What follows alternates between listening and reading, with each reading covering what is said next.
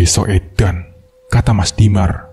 Matanya masih menatap ke sana kemari, seolah peristiwa itu membekas di ingatannya. Gila bagaimana? Aku bertanya penasaran. Bagaimana tidak gila? Setiap hari selalu saja ada orang yang mati. Kalau tidak ada yang mati, katanya justru mengundang musibah. Percakapan kami saut-menyaut, membuat aku semakin penasaran. Sampai pandanganku teralihkan ketika motor Honda RC hitam baru saja berhenti. Mas Erik, sosok yang juga aku kenal akrab, duduk dan memesan kopi. Di sini, aku melihat Mas Dimar melihat Mas Erik. Rik, sini loh, ceritakan cerita kamu dan aku waktu zaman masih kuliah, waktu kita nyasar di sebuah desa bernama Gondomayit. Ketika Mas Dimar berujar demikian, wajah tenang Mas Erik tiba-tiba berubah mengisyaratkan ketidakenakan dan aku bisa menangkap raut ngeri itu dari alisnya. Masih diingat saja sih? Sudah lupa kan? Mendengar jawaban itu, aku pun langsung memohon. Sejujurnya, aku paling suka mendengar cerita-cerita seperti ini. Toh aku sudah gak asing lagi dengan hal seperti ini. Awalnya, Mas Erik tambah ogah menceritakan, namun berbekal bujukan bahwa aku yang akan bayar kopi ditambah rokok. Akhirnya Mas Erik pun menyanggupi. Disinilah aku melihat Mas Erik menunjuk sesuatu. Arah utara dari kota pahlawan ini, aku mengernyitkan dahi. Kamu tahu, daerah di salah satu provinsi Jawa, di utara gunung yang paling besar. Aku pun mengangguk. Di sanalah desa yang aku maksud berada. Dan disinilah cerita ini dimulai. Mas Dimar baru saja ditunjuk untuk menjadi ketua Mapala periode tahun 2019 di salah satu universitasnya yang cukup dikenal kota ini. Menjabat menjadi ketua pada semester 6 bukanlah hal yang bijak, terlebih ketika ada agenda bahwa bulan Juli akan ada proyek untuk mendaki puncak Mahameru, di mana 4 universitas bersama Mapala mereka akan bergabung. Disinilah Mas Dimar membuat satu acara dadakan untuk mempersiapkan kesanggupan tim mereka pada bulan Juli. Tetapi, tak satu pun anggota sanggup karena bertepatan dengan UTS. Nah, karena minimnya persiapan, Mas Dimar pun berinisiatif untuk melanjutkan agendanya, meski bila harus seorang diri. Mas Erik, ketua Mapala sebelumnya pun, akhirnya ikut bergabung. Karena ini juga untuk nama universitas mereka, dan disinilah mereka dapat satu tempat yang dirasa cocok. Sebut saja Alas T, salah satu tempat untuk melatih stamina karena medannya yang menanjak dan juga tempat terbaik untuk mendapat momen di mana suhu tempat ini nyaris seperti suhu di puncak Mahameru. Sebelum Mas Dimar dan Mas Erik tahu tentang apa yang sudah menunggu mereka di sana, persiapan sudah dilakukan 1 minggu sebelumnya. Mulai dari izin untuk mendaki, sekaligus menyisir tempat yang akan dijadikan tujuan pendakian ini. Meski jalur yang akan dituju Mas Dimar dan Mas Erik bukan jalur pendakian pada umumnya, namun Mas Dimar meyakinkan Mas Erik kalau perjalanan yang ditempuh selama 6 jam terasa singkat. Terlebih di hari yang semakin petang, Mas Dimar masih memeriksa semuanya. Kompas yang selalu dibangga-banggakan pun tak luput dari genggamannya. Mobil mereka berhenti di salah satu pos yang sudah tidak asing lagi bagi mereka. Anehnya, malam itu tidak ada satupun yang berjaga. Seharusnya itu ada 1 atau 2 penjaga. Karena meskipun ini bukan jalur pendakian resmi, ini adalah jalur yang seringkali ramai pengunjung. Karena tempat ini adalah satu tempat objek wisata yang terkenal. Menunggu, setidaknya itu yang dilakukan Mas Damar. Karena bagaimanapun, laporan itu penting terutama untuk menghindari dari hal-hal yang tidak diinginkan.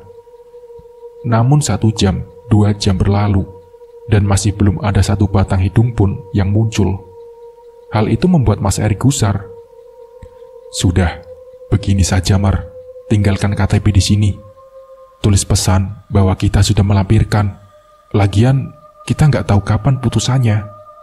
Bimbang, itulah yang Mas Dimar pikirkan. Bukan sekali 2 kali hal ini terjadi, namun satu yang Mas Dimar ingat Hal seperti ini biasanya diiringi dengan petaka yang buruk di langkah selanjutnya. Namun Mas Erik benar, tidak ada yang tahu kapan petugas itu akan kembali. Nekat Mas Dimar dan Mas Erik pun akhirnya melangkah masuk ke dalam hutan, bersiap untuk menyambut penghuni yang sudah menunggu mereka. Jam menunjukkan pukul 8 malam. Seharusnya jalanan belum segelap itu. Apalagi jalurnya sendiri masih tidak seberapa jauh dari pos pertama. Tapi malam itu lain, jalur itu lebih gelap dari seharusnya. Dan yang lebih anehnya, tidak terdengar satupun binatang malam di sekitar sana. Medannya memang menanjak, seperti bukit setapak yang bila ditelusuri lebih tinggi, namun masih bisa ditempuh dengan santai. Di sini, Mas Erik yang memulainya. Kalau, kata mbahku, kalau nggak ada suara, biasanya ada hantu. Us, dijaga mulutmu. Tidak baik ngomong begitu, kata Mas Dimar. Ada yang membuat Mas Dimar sedari tadi tidak tenang ketika berjalan di belakang Mas Erik. Seharusnya tidak ada lagi siapapun di belakangnya. Namun, bulu kuduknya Mas Dimar berdiri sedari tadi. Bukan kali pertama Mas Dimar merasakan seperti ini. Selama dia mendaki gunung dan masuk ke hutan-hutan seperti ini, bulu kuduk atau leher meremang sudah menjadi makanan sehari-hari. Namun perasaan ini berbeda, seolah-olah yang ini jauh lebih mengintimidasi. Namun Mas Erik tak merasakan apapun. Mas Dimar yang melihat Mas Erik membuka jalan dengan parang di tangannya, setidaknya memberi ketenangan pada Mas Dimar. Dan sampai akhirnya mendengar suara lain. Mas Dimar berhenti, kemudian disusul Erik. Erik, panggilnya, dan Mas Erik pun mendekati sembari menatap Dimar yang leluasa mencari-cari pandang. Iya, apa? Piti, dengar tidak? Ada suara ayam. Erik pun diam, mencoba mencuri dengan apa yang Dimar dengar. Namun, Erik menegaskan bahwa tidak ada suara apapun kecuali angin yang berhembus kencang. Nggak ada kok. Mereka berpandangan untuk sepersekian detik, kemudian melangkah cepat-cepat. Ada hal yang tidak sepatutnya diucapkan atau didengarkan. Salah satunya adalah suara ayam. Mendengar suara ayam seperti pertanda sial bagi siapapun yang mendengarnya, terlebih di tempat ini. Dimar dan Erik memikirkan hal yang sama. Kuntilanak, itu kuntilanak. Meski kalimat itu tidak diucapkan, namun mereka sama-sama mengerti satu sama lain. Dan yang menjadi pertanyaannya adalah suara ayam yang didengar Dimar dan tidak didengar Erik menegaskan sesuatu. Salah satu dari mereka sudah disawang atau diincar sedari tadi. Degup jantung dan suara nafas terengah-engah menegaskan bahwa mereka sudah berjalan lebih jauh. Berpikir bahwa mereka sudah aman, Eriklah yang kemudian mengatakannya. Sialan, bau bunga sembucu. Mereka bertukar tatap. Benar saja, suara ayam bebauan bunga kemudian berujung pada sosok di balik semak belukar. Eriklah yang pertama tahu. Namun keinginan untuk memanggil Dimar yang izin untuk membuang air kecil mendatangkan rasa penasaran yang besar. Erik mengintip sosok asing itu. Sosoknya tinggi setinggi Erik. Ia berdiri di bawah pohon rindang, berdiri begitu saja, mengenakan baju yang terlihat seperti kain. Warnanya mencolok dengan kegelapan hutan. Erik terus melihat, tatapannya terkunci pada kepalanya yang sedari tadi tergedek ke kiri dan ke kanan. Setelah beberapa saat, barulah Erik mengerti. Kepalanya tergedek bukan karena tanpa sebab, melainkan tepat di lehernya. Rupanya menahan berat kepalanya, apalagi bila lehernya patah saat itu.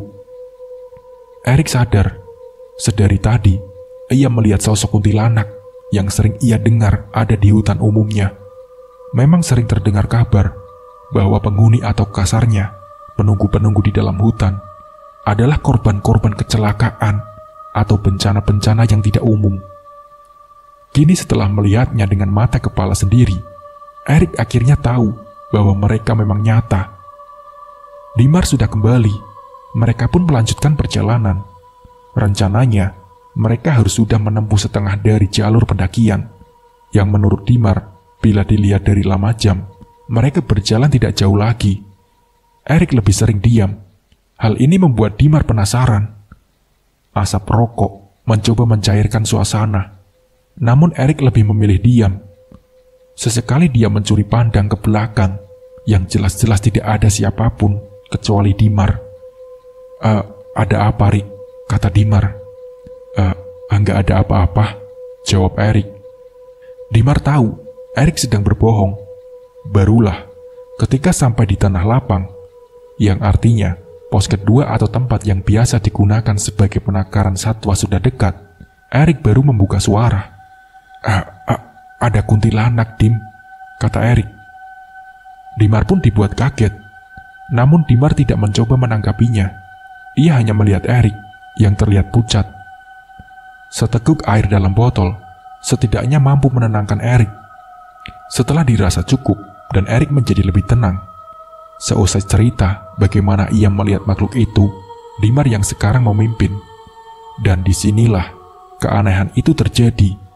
Pos yang seharusnya tidak jauh dari tanah lapang, tidak ada hampir 2 jam, Dimar dan Erik hanya berada di area itu dan itu saja. Hal ini membuat mereka akhirnya berpikir buat menginap di sana. Terlepas dari apa yang mereka alami malam ini, mereka memutuskan pasrah. Sampai terdengar suara langkah kaki menghentak, dan sontak mereka terjaga, diikutilah suara ramai itu. Di sanalah Erik dan Dimar melihatnya. Orang-orang berjalan berjajaran, seolah ada sesuatu yang sedang mereka kerjakan. Sampai mata Erik dan Dimar tertuju pada barisan paling depan. Dan di sanalah mereka baru sadar ada perkuburan mayit. Untuk apa orang-orang menguburkan jenazah pada malam buta seperti ini? Setidaknya itu yang Dimar dan Erik pertama pikirkan. Sampai baru mereka sadar, bagaimana mungkin ada penguburan jenazah di tempat hutan? Gumam mereka. Keganjilan itu sebenarnya sudah dirasakan sedari awal masuk ke dalam hutan. Dimar dan Erik hanya diam sembari memandangi rombongan itu semakin jauh. Hingga akhirnya kehadiran mereka benar-benar lenyap ditelan kegelapan hutan. Di tengah perasaan campur aduk itu, tiba-tiba Dimar mengeluh kesakitan. Sebenarnya sedari tadi mereka berjalan menempuh medan berat itu. Di bagian selakangan Dimar terasa nyeri, namun ia mencoba menahannya. Dan puncaknya ketika Erik mengajak untuk lanjut, tiba-tiba Dimar mengeluh tidak bisa melanjutkannya. Diceritakanlah kondisinya, dan ketika diperiksa apa yang terjadi, Dimar tidak tahu lagi harus ngomong bagaimana kondisinya ke Erik. Gimana, Mar? Bisa lanjut apa tidak? Kata Erik kepada Dimar. Dimar memanggil Erik, memintanya mendekat sembari menceritakan keluhannya. Dan ketika dia menunjukkan kondisinya, saat itu Erik hanya bisa melotot, gak percaya atas apa yang dia lihat. Sialan, kenapa dengan kamu ini? Tanya Erik. Matanya fokus melihat sesuatu yang ganjil itu. Dimar hanya diam. Wajahnya sudah pucat. Jangankan menjawab pertanyaan Erik, kapan dan bagaimana ini terjadi saja, Dimar tidak tahu. Gak tahu, Rik, jawab Dimar. Melihat kondisi Dimar seperti itu, Erik akhirnya menyuruh Dimar bersandar di pohon. Pikirannya fokus ke rombongan yang tadi lewat. Jin atau bukan, yang ada di pikirannya, Erik harus memanggil mereka agar Dimar segera tertolong.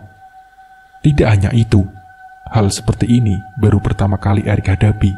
Bagaimana bisa terjadi hal-hal seperti ini?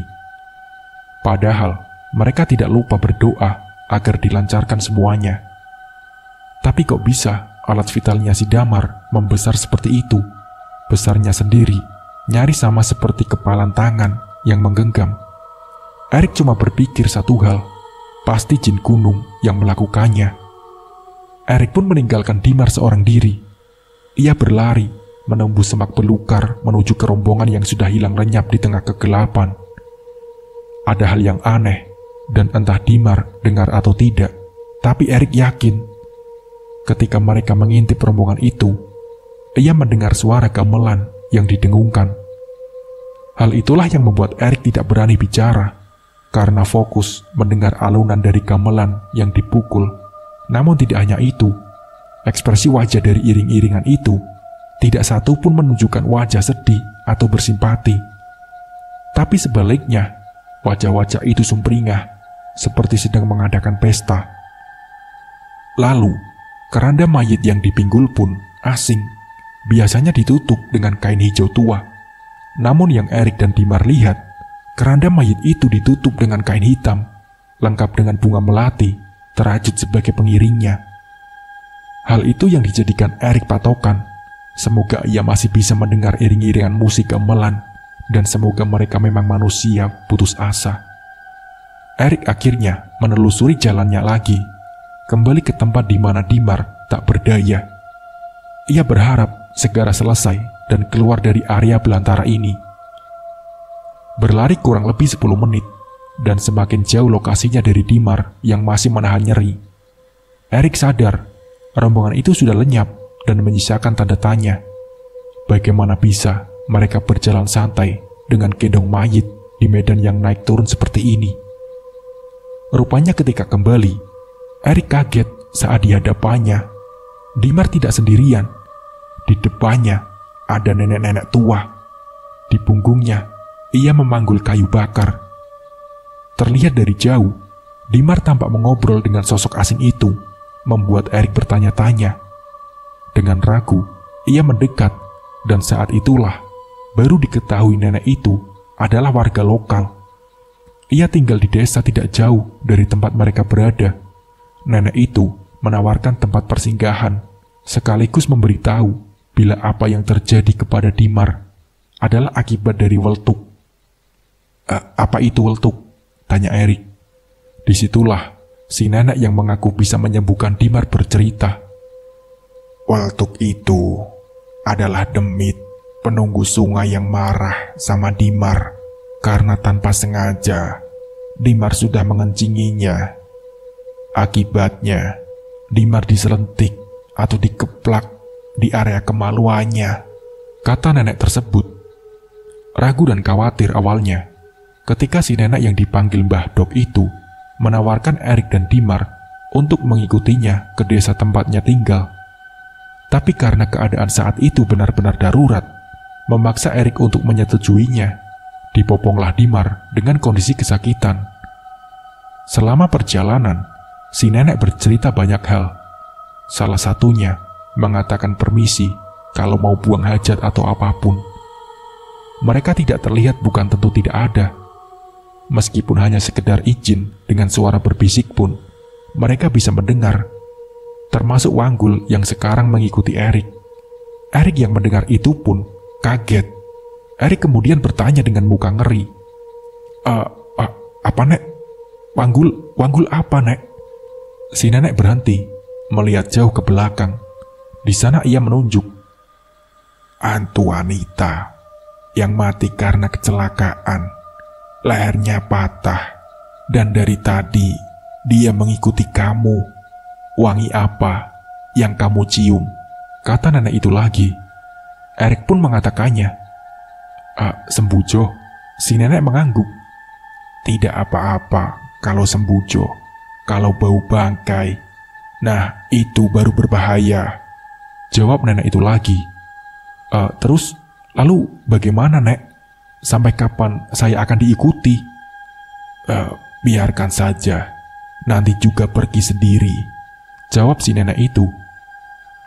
Benar rupanya, di depan terlihat sebuah desa. Namun desanya ini tidak terlalu besar. Rumah-rumahnya terbuat dari anyaman bambu.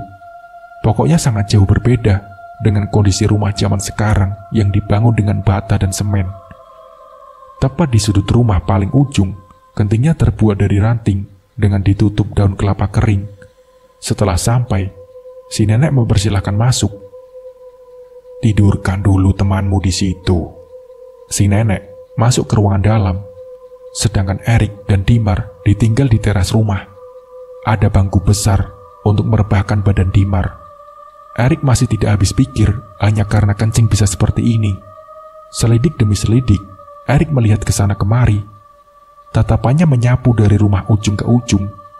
hanya ada 13 rumah di sini, dan sebelumnya ia tidak pernah dengar di daerah ini ada desa. Namun tengah malam seperti ini, desa ini sunyi dan sepi, cukup membuat ngeri. Si nenek keluar sembari membawakan kendi. "Minum ini, lalu pas minum nanti menghadap ke selatan, biar penyakitnya pergi ke selatan ya nak," kata nenek tersebut berusaha keras berdiri. Dimar pun menenggak air itu. "Sekarang masuk ke rumah, jangan keluar dulu, biar bencananya bisa pergi," kata nenek itu lagi. Erik tidak paham maksud si nenek itu, namun Erik mengiyakan tawaran itu. Kali ini, mereka yakin nenek yang menolong mereka mungkin memang manusia. Di dalam rumah, persis seperti yang dibayangkan Erik, rumah desa yang benar-benar seperti pedalaman, tidak mungkin ada listrik, bahkan peralatannya pun semua benar-benar lawas. Dimar sudah tertidur lelap setelah dipersilahkan untuk istirahat. Saat itulah, Erik kaget bukan main. Erik mendengar suara gamelan itu. Sekarang, Erik baru paham. Mungkin rombongan itu adalah rombongan orang-orang desa sini. Namun kenapa musik gamelannya seperti dekat sekali? Si nenek menuju ke pintu dan membukanya. Di depannya, ada anak kecil dengan wajah yang pucat dan ekspresinya tidak menyenangkan. Semakin dipandang, membuat hati Erik jadi gelisah sendiri. Si nenek tampak mengobrol lama, mencoba mencuri dengar. Erik hanya mendengar kalimat patah-patah, dan kalimat yang didengar Erik adalah, "Giliran mati, saudara." Habis itu pintu ditutup, dan si nenek kembali masuk dan mengambil kain, lalu menutup kepalanya dengan kain itu. Di sana, Erik pun bertanya, "Mau kemana, Nek?" kata Erik. Saat itulah, si nenek menawarkan Erik, apakah mau ikut atau tidak. Tawaran itu awalnya membuat Erik ragu, karena ia harus menjaga Dimar. Tapi ada keinginan besar yang membuat penasaran, terutama bila melihat wajah anak pucat itu, seperti ada sesuatu yang ganjil. Dan akhirnya, Erik pun ikut setelah lama menimbang-nimbang keputusan. Rupanya, Erik dibawa di sebuah rumah. Di depannya banyak orang sudah menunggu. Benar dugaannya, ada gamelan yang ditabuh di antara kerumunan itu. Tidak beberapa lama, pandangan Erik menuju ke pintu rumah. Keluar, 4 lelaki setengah baya. Mereka mengangkat keranda mayit yang membuat Erik tidak nyaman. Dalam pikirannya, ia bertanya-tanya, tadi bukannya sudah melakukan proses pemakaman? Kok diadakan pemakaman lagi? Pikir Erik. Di sanalah si nenek yang memimpin. Ia berjalan di barisan depan. Karena sudah setengah jalan, Erik pun terpaksa mau tidak mau harus ikut. Di sepanjang perjalanan yang naik turun, tampak wajah-wajah itu menunjukkan ekspresi sumringah. Hal ganjil seperti itu yang membuat Erik gak habis pikir. Namun ia mencoba menahan diri. Sampailah mereka di sebuah tempat. Ada 2 tanah lapang yang semuanya sama, yaitu pemakaman kembar. Setidaknya itu yang terlihat. Si mayit sudah diturunkan, dan ketika keranda dibuka, Erik hanya diam, bengong, melihat siapa yang akan dimakamkan hari ini. Rupanya yang akan dimakamkan malam ini adalah bocah yang tadi berdiri di depan pintu si nenek. Lah anjir, batin Erik. Setelah gak percaya apa yang dia lihat, semakin dilihat, wajahnya semakin sama persis dengan apa yang Erik saksikan. Tidak mungkin ia salah lihat. Mau tidak mau, Erik yang menyaksikan proses pemakaman itu. Di tengah pemakaman, Erik melihat gelagat yang aneh, di mana semua orang tampak sedang menari-nari. Beberapa bernyanyi dengan nada gamelan mengalun-alun.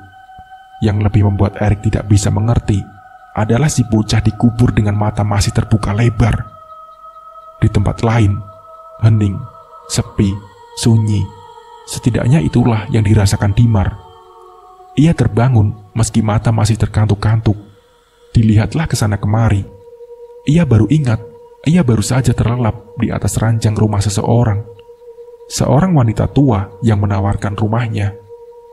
Dicarinya Erik, namun tidak ditemukan kawan seperjalannya ini. Maka, dengan tatapan kebingungan sekaligus penasaran kemana semua orang pergi, Dimar mencoba memanggil-manggil Erik, namun tak kunjung ada jawaban. Begitu juga dengan wanita tua itu. Dengan keadaan masih linglung, ia melihat kondisinya. Ukuran alat vitalnya belum normal, namun jauh lebih baik dibandingkan beberapa saat yang lalu. Dimar berdiam diri sebentar. Dilihatnya langit-langit dari teras rumah masih gelap. Ucapnya dalam hati, artinya satu malam belum terlewati. Dimar pun kembali masuk ke rumah yang lebih terlihat seperti gubuk itu.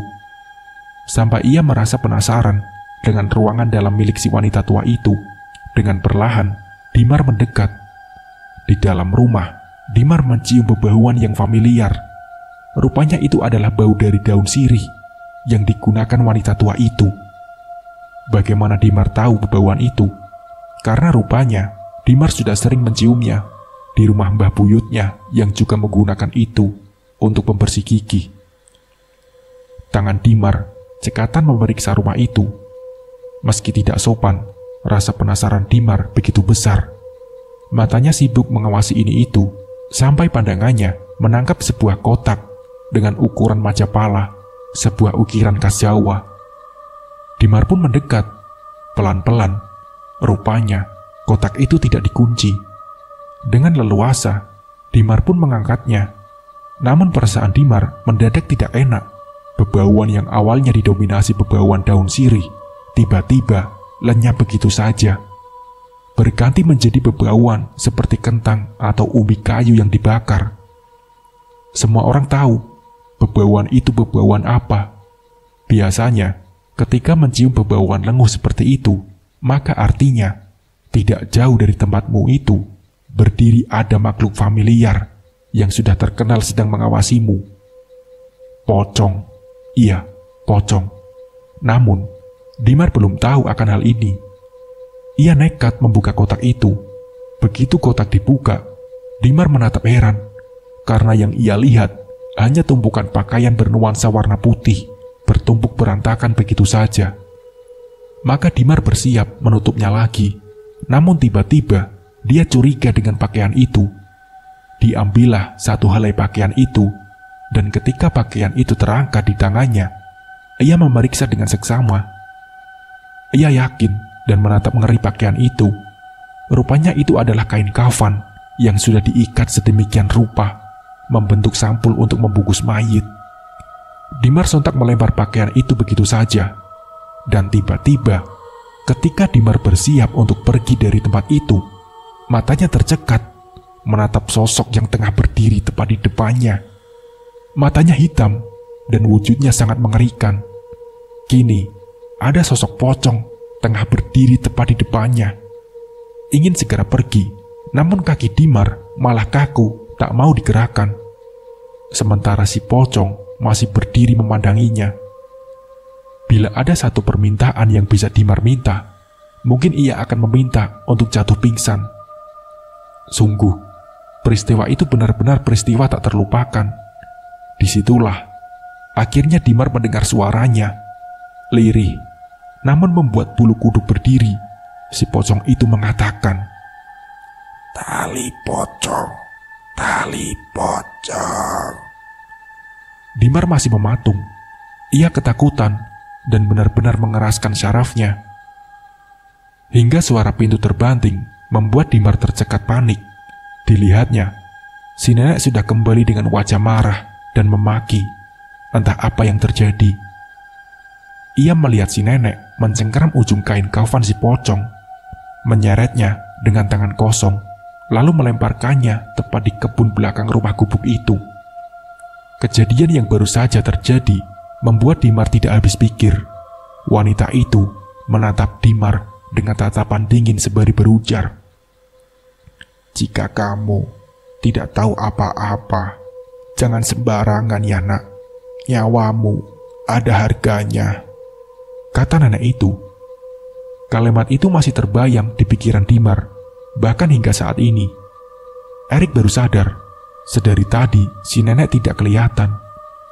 Padahal ia ikut karena si nenek yang menyuruhnya.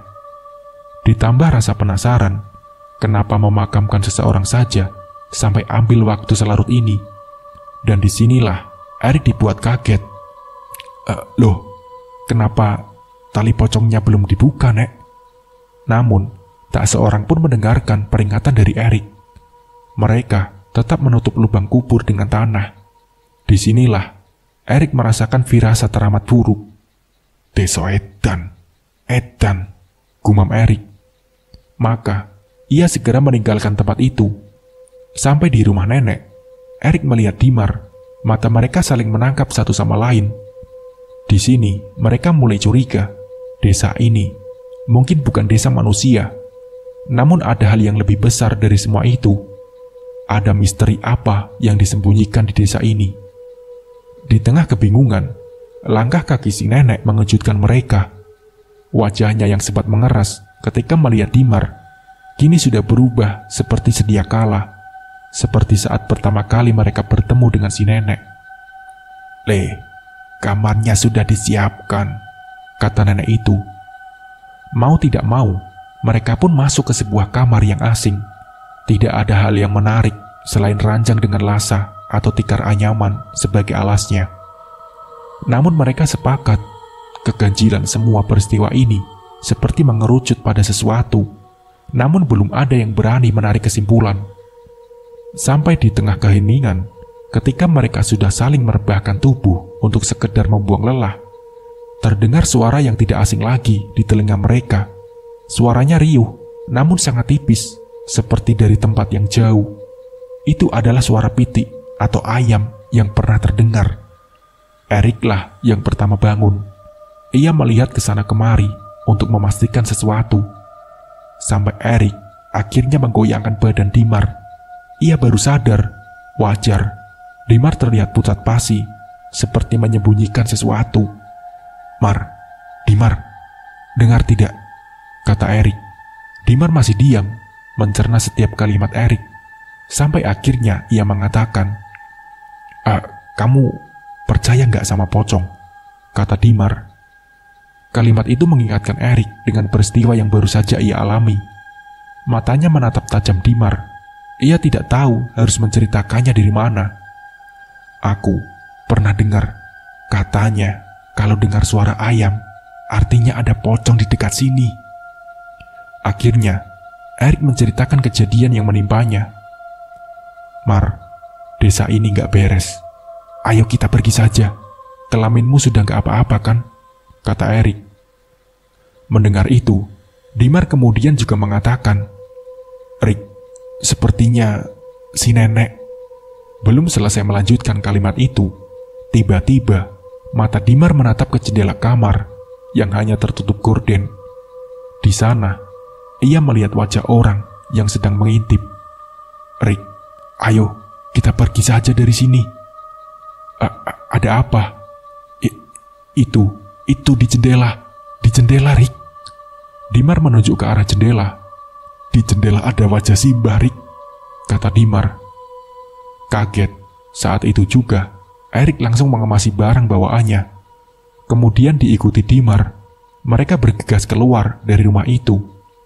Namun baru saja membuka pintu kamar, di depannya ada si nenek berdiri dengan wajahnya yang menatap Dimar dan Erik bergantian. Mau kemana, nak? Kata nenek itu. Dimarlah yang pertama maju. Nek, mohon maaf, Nek. Kami mau pulang. Pulang kemana? Tanya nenek. Ke rumah saya sendiri, Nek, jawab Dimar. Si nenek awalnya hanya berdiri, namun perlahan-lahan tubuhnya tertekuk, lalu membungkuk menatap mereka dengan senyuman paling mengerikan yang pernah Erik dan Dimar lihat seumur hidup. Penyakitmu sudah sembuhkah, nak? Kata nenek itu. Dimar pun terdiam lama. Di sini, Erik yang kemudian maju. Nek, sebenarnya Anda itu siapa sih? Dan saat itulah, senyuman buruk rupa itu menjelma menjadi suara tawa yang membuat Erik dan Dimar menggigil karena ngeri. Bulu kuduk mereka berdiri dan dada mereka berdetak tanpa henti. "Desa Peranggut Nyawa, Desa Gondo Mayit," kata si nenek itu dengan langkah tertatih mendekati Erik dan Dimar yang beringsut mundur. "Siapa yang sudah masuk ke desa ini tidak akan bisa keluar. Nurut saja sama ucapan saya," kata nenek itu lagi. Di tengah keheningan itu, suara ayam yang lirih itu terdengar semakin sering. "Kalian mendengar suara itu, Nak?" Keduanya pun mengangguk. "Apa kamu tahu artinya?" kata nenek itu. Erik dan Dimar pun menggeleng dan masih menjaga jarak dari langkah si nenek itu. "Pocong, pocong," ujar si nenek. Setelah mengatakan itu, seolah ada sesuatu yang membuat perasaan Erik dan Dimar tidak enak. Dan benar saja, tidak ada angin, tidak ada hujan. Tiba-tiba, terdengar suara pintu dibanting dengan sangat keras. Masalahnya ada setelah suara bantingan itu, gubuk yang terbuat dari bambu itu, serempak terdengar suara gebrakan di semua sisi. Si nenek pun tertawa semakin keras. Nyali Erik dan Dimar benar-benar dipaksa sampai ke titik frustasi, karena tidak ada yang bisa ia lakukan. Seolah-olah kejadian ini seperti mimpi belaka. Suara-suara itu mengisyaratkan satu hal, dan di sekeliling rumah pasti ada sesuatu. Si nenek yang awalnya membungkuk, kemudian mulai terjatuh di atas tanah dengan mata mendelik, melotot ke arah Erik dan Dimar. Si nenek mulai merangkak. Kedua kaki si nenek seperti lumpuh. Ia merangkak hanya menggunakan tangannya dengan bibir yang komat kamit, entah apa yang diucapkannya. Si nenek terus mendekat. Dimar sudah mulai melantunkan doa, meminta agar siapapun bisa menolongnya. Sementara Erik hanya terdiam sembari meracau. "Jancuk, jancuk." Saat itulah tercium aroma familiar yang seolah menyadarkan Erik dan Dimar. Aroma itu adalah aroma sembujo. Aroma itu semakin menyengat. Suara ramai yang sedari tadi menciutkan nyali Erik dan Dimar perlahan sirna. Di belakang ada pintu, Rik," teriak Dimar. Mereka bergegas lari, dan si nenek masih berusaha mengejar. Dilihatnya kotak yang Dimar lihat tadi. Namun segera ia tepis pikiran-pikiran yang masih menyimpan tanda tanya. Apa maksud dari kain kafan itu? Yang ia lihat pertama dari halaman belakang rumah adalah berpetak-petak tanaman singkong. Aroma sembujo masih tercium menyengat. Anehnya, hanya Erik yang mencium. "Ikut aku, Mar. Ikut aku," kata Erik. Entah terjepit atau apa, Erik merasa aroma ini seperti memberinya jalan. Dan iya, benar saja. Langkah mereka perlahan menuju ke tanah hutan. Pepohonan yang sedari tadi menjadi penanda perjalanan mereka, kini mulai mereka telusuri. Erik meyakinkan Dimar, desa itu dihuni oleh mayat. Pertanyaannya adalah, kenapa mayat harus dikuburkan lagi? Kain kafan, Rik. Apa ada hubungannya? Kata Dimar. Erik pun terlihat bingung. Di kotak, ada yang di dapur. Ada banyak kain kafan. Erik dan Dimar masih berpikir sampai ia baru sadar. Di tempat mereka berdiri, mereka tidak sendirian lagi. Dari balik pohon, banyak sepasang mata yang mengawasi. Dan setelah diperhatikan lagi, itu adalah sosok pocong. Tidak hanya satu pocong, namun hampir ada puluhan pocong. Dimar dan Erik terdiam mematung.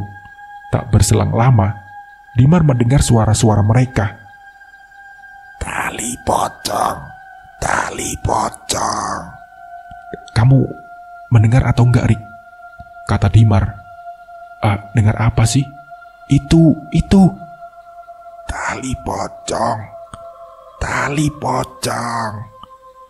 Mendengar itu, mereka pun berlari, membiarkan pocong-pocong itu mengikuti. Yang mengerikan, pocong-pocong itu terbang di atas mereka. Di tengah gelapnya hutan, Dimar dan Erik gak berhenti berlari.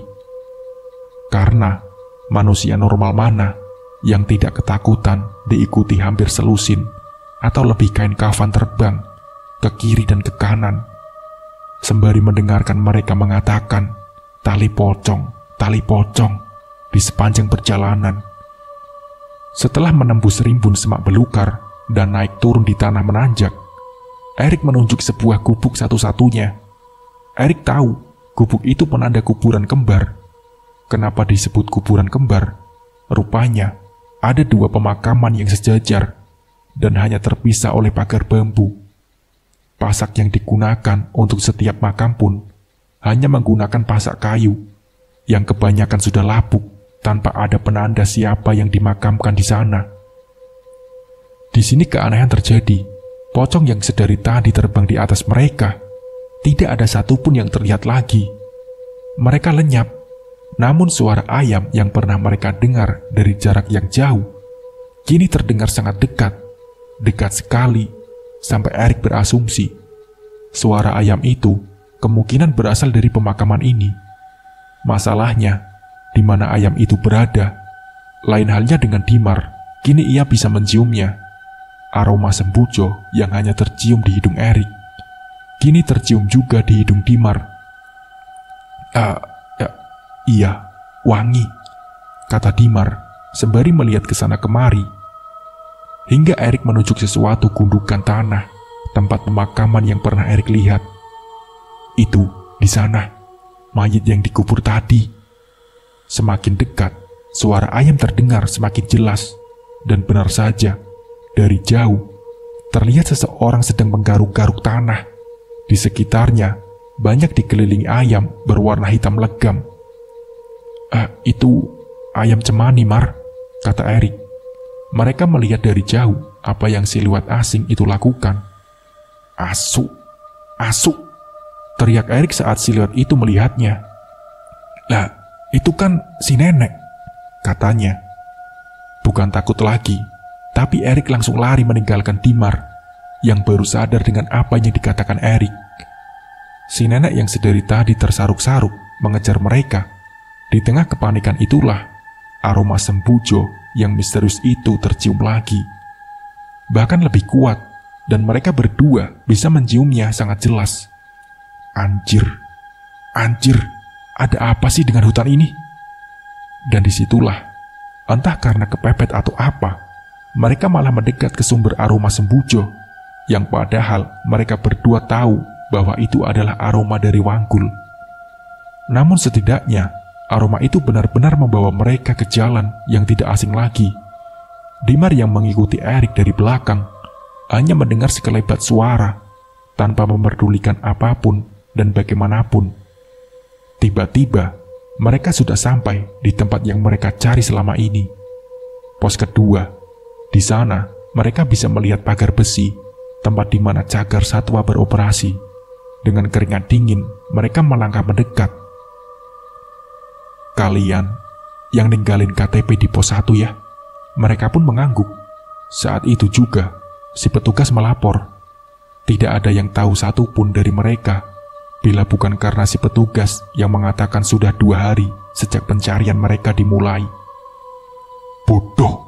Kalau mau naik ke puncak, kenapa lewat sini? Kan bisa lewat jalan yang lain. Sudah 2 jam, mereka diceramahi oleh pemuda parubaya itu. Wajahnya tampak sangar, seperti sudah lama menahan luapan amarah. Erik dan Dimar hanya terdiam mengangguk, pasrah, bingung, tidak tahu harus mengatakan apa. Setelah beberapa saat, barulah terdengar suara motor mendekat, dan yang masuk kemudian adalah seorang pria yang mungkin 10 tahun lebih tua. Ia hanya mengenakan kaos kutang dengan sarung dililitkan di tubuhnya. Wajahnya tidak kalah sangar. Ia menatap Erik dan Dimar. Kalimat pertama yang ia ucapkan bukan luapan amarah seperti penjaga di pos 2, tapi hanya pertanyaan yang membuat Dimar dan Erik diam lama. Masih hidup ya kalian-kalian ini? Kata pemuda itu. Ia meneguk kopi di meja, kemudian duduk bersila di depan mereka. Sudah, ceritakan saja, kemana kalian selama 2 hari ini? Pak, kata Dimar, ada desa ya di sini. Terlihat 2 penjaga itu saling melihat satu sama lain. Iya, ada, jawab si bapak itu. Si bapak terdiam lama, sementara penjaga yang lebih muda tampak bingung. Sembari berbisik ia bertanya, di mana ada desa, Pak? Kalau di sini villa banyak, Pak, kata si penjaga yang lebih muda. Sembari mengisap rokok, wajah si bapak tampak tegang. Apa benar kalian cuma berdua saja waktu mendaki di sini? Kata bapak itu lagi. Erik dan Dimar mengangguk bersamaan. Iya, Pak. Syukur. Alas ini emang angker. Dulu sudah terkenal bahwa banyak yang pernah lihat kalau ada tempat yang namanya 1000 pintu, pohon keramat, yang kabarnya bila dilihat ada desa di dalamnya. Desa ini namanya adalah Desa Gondomayit, kata bapak itu. Hembusan asap rokoknya membuat semua orang yang ada di ruangan terdiam mendengarkan. Wajah mereka semua tegang. Masalahnya, tidak ada yang tahu di mana keberadaan pohon itu. Untungnya, kalian tidak terjebak di desa ini dengan membawa jumlah orang ganjil. Kalau sampai itu terjadi, biasanya hanya 1 yang tidak akan bisa pulang, cerita bapak-bapak itu lagi. Erik dan Dimar saling memandang satu sama lain. Sekarang, aku tanya, apa yang kalian rasakan sekarang? Di sini, Dimar awalnya bingung. Apakah ia harus bercerita soal kondisi tubuhnya? Dan akhirnya, dengan bantuan Erik, Dimar menunjukkan area di mana ia mendapat musibah. Si bapak hanya diam, tampak tidak terkejut sama sekali, seperti pernah melihat ini sebelumnya. Si bapak menginstruksikan agar Dimar tidur terlentang, sementara jari-jari kakinya ditarik satu persatu. Kurang lebih hampir setengah jam, si bapak memijit kaki Dimar. Ajaibnya, alat vitalnya yang membesar itu perlahan kembali normal. Besok-besok, jangan kencing sembarangan lagi ya, kata bapak itu. Setelah percakapan itu, Dimar dan Erik berpamitan pulang saat fajar mulai menyingsing. Dimar yang pertama pergi. Ketika Erik akan beranjak, ia kembali menemui si bapak, bertanya dengan wajah penasaran. Pak, saya mau tanya sekali lagi. Ada wanita tua yang sempat mengejar saya, Pak, dan teman saya. Itu siapa, Pak? Tanya Erik kepada bapak itu. Wajah si bapak itu tampak berpikir, kemudian berucap, ya, itu Sarti, jawab bapak. Apa? Sarti? Kata Erik mengulangi. Sampean tahu kalau pocong itu sebenarnya bisa diikat sama ilmu hitam. Nah, Sarti itu hanya sebuah gelar. Pocong bisa dikirim untuk mencelakai siapapun, bisa digunakan untuk mengganggu bisnis orang. Nah, desa itu dimiliki oleh si nenek ini, jawab bapak itu. Terus si nenek ini manusia dong, Pak? Si bapak itu hanya terdiam, sembari menggeleng. Ia tidak bisa melanjutkan ini lebih jauh. Sekarang, dari informasi ini, Erik mengambil kesimpulan. Cara mengikat pocong berarti dengan memegang tali pocongnya. Sekarang yang menjadi pertanyaan adalah, berapa banyak pocong yang sudah diikat dan kenapa eksistensi desa ini masih muncul? Sebenarnya, cerita tentang pesugihan pocong bukanlah hal yang baru. Banyak cerita tentang pesugihan pocong, mulai dari sebagai penglaris makanan hingga pembawa bala atau sial bagi keluarga yang tidak disuka. Apapun itu, mungkin ujung dari cerita ini berhubungan satu sama lain dengan desa ini. Yang menjadi poin penting di sini adalah jauh di luar akal sehat ini. Memang hal-hal gaib kerap kali menyembunyikan misterinya sendiri. Nah, seperti itulah ceritanya. Semoga dari cerita ini kita bisa mengambil hikmah dan pembelajarannya. Mungkin cukup sekian dari saya. Wassalamualaikum warahmatullahi wabarakatuh.